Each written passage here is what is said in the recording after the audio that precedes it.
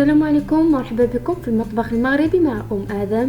اليوم وصفتنا هي عباره عن فطائر روشوسون كيجيو رائعين، والشكل ديالهم كيف ما كتشوفوا هو كيجي رائع، كيجيو رطبين. بالنسبه للشوسون غنحتاجوا ليه 500 غرام ديال الدقيق الابيض، 500 غرام مغربله ديال الدقيق، 2 معالق ديال حليب غبره، 2 معالق كبار، ملعقه كبيره خميره طريه، خميره فوريه، ملعقه كبيره سكر سنيده، وملعقه كبيره زبده لينه، والماء دافي باش نعجنوا هذا العجين، وقليل من الملح. نمروا دابا باش نعجنوا العجينه ديالنا في اناء. المهم البلاصه اللي كنعجنوا فيها، انا هنا كنعجن دائما في القصريه، وضعت الخميره، ضعت ملعقه كبيره سكر سنيده، سكر حبيبات، نخلطهم بقليل من الماء. دائما كنسبقوا الخميره والسكر ونخويو عليهم شويه الماء باش تفاعل لينا ديك الخميره. نضيف 2 معالق ديال حليب غبره وقليل من الملح.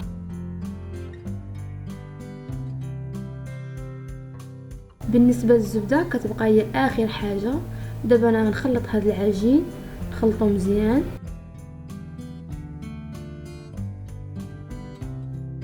الماء كنبقى نضيفو بشوي بشوي وانا كنخلط، وانا كنضيف الماء.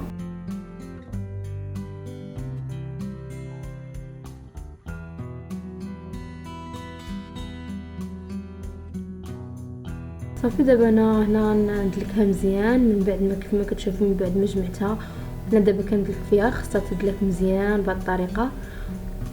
دابا انا ندخل ليها ملعقه ديال الزبده،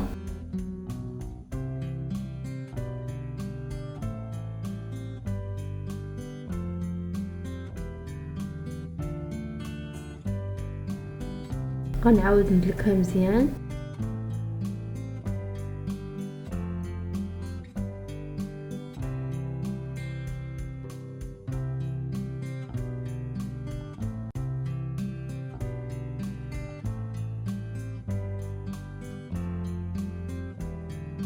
كنبقى ندلك العجينه، خاصها تكون مدلوكه مزيان.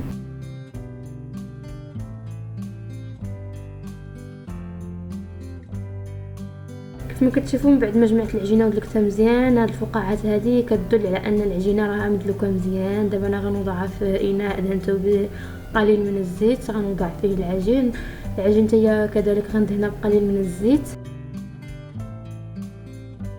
غنخليها ترتاح، نخليها تخمر مزيان باش نحصلوا على لي شوسون رطبين. خاص العجينه تكون مرتاحه مزيان. بالنسبه للحشو انا هنا عندي بصله مشلوطه، فلفل احمر حلو مقطع، فلفل اخضر حلو كذلك مقطع، عندي علبه طونه الزيت، عندي شرائح الزيتون، قزبر ومعدنوس.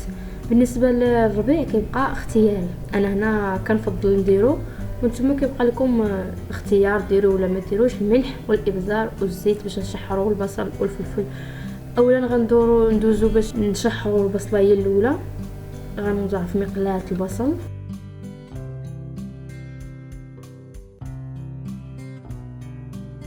غنضيف ليها القليل من الملح. بالنسبه للتوابل هنا عندنا الملح والابزار فقط. غنضيف قليل من الزيت باش نشحر هذه البصله.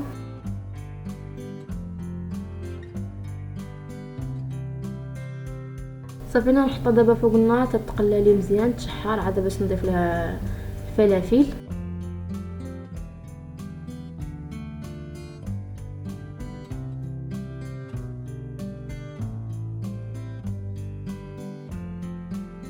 دابا من بعد ما تشحرت لي البصله، دابا غنضيف ليها فلفل الوان احمر اخضر كيف ما كتشوفوا مقطع قطع صغيره، ضفت ليه القليل من الابزار. صافي غنعاود نحطو فوق البطاط يتشحر لي الفلفل.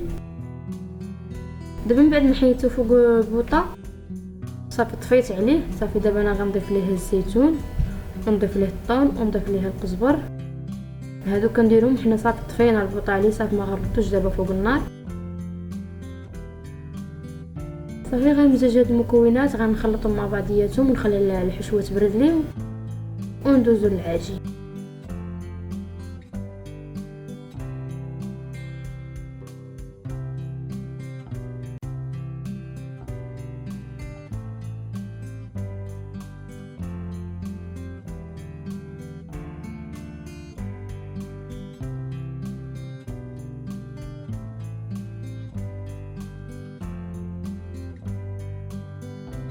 كما كتشوفوا العجين من بعد ما خمر مزيان، هذا هو الشكل ديالو. كما كتشوفوا راه باين في الصوره خامر مزيان.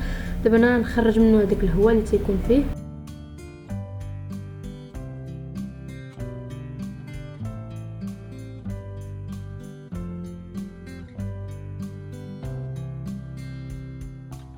قسمت العجين الى نصفين.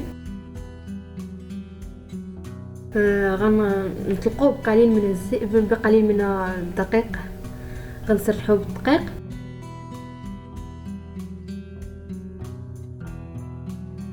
هنا من بعد ما طلقت العجين ديالي مزيان كيف ما كتشوفوا هذا هو السمك ديال العجينه.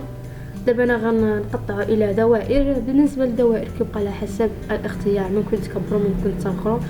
انا اختاريت هذا الحجم، يعني انا كنقطع هنا بهاد الغطايه. من بعد ما شكلت العجين ديالي كله دوائر،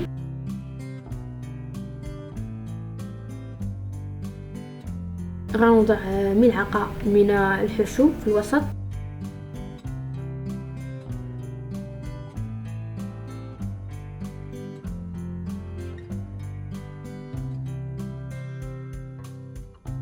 كنحاول نحطوه غير في الوسط، ما نوصلوش للجناب، لان لو وصلنا الزيت للجوانب ما كتبقاش تسد لينا العجين. داك الزيت ما كيخليش العجين تسد. كنضغطوا عليها هكا مزيان. نتوما غتخدموها بجوج يدين. انا كيف ما كتشوفوا هنا راه خرجات لي العجينه، كيف انني خدامه غير بيد وحده، اليد الاخرى راه شاده الكاميرا.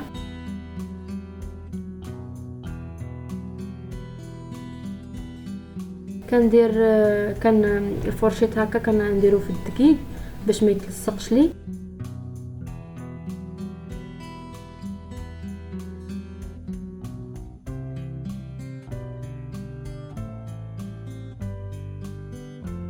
ولا خفتوا ولا يتحل لكم ملي تدخلوا الفرن، ممكن تدهنوا الجوانب قليل من الماء، يتخشوا غير صبعكم في الماء وتدوزوه من الجوانب باش يلصق لكم، باش تكونوا متاكدين ما غيتفتحش لكم.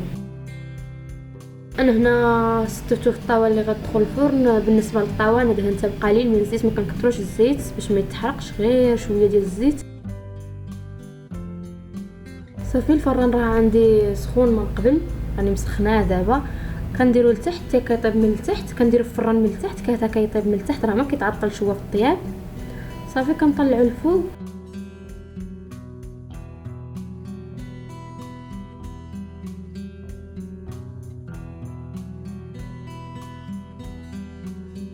انا هنا غندهنو بالبيض.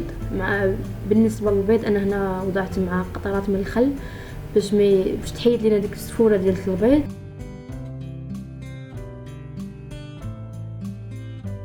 غندردر عليه القليل من السمسم او الجلجلان والسانوج.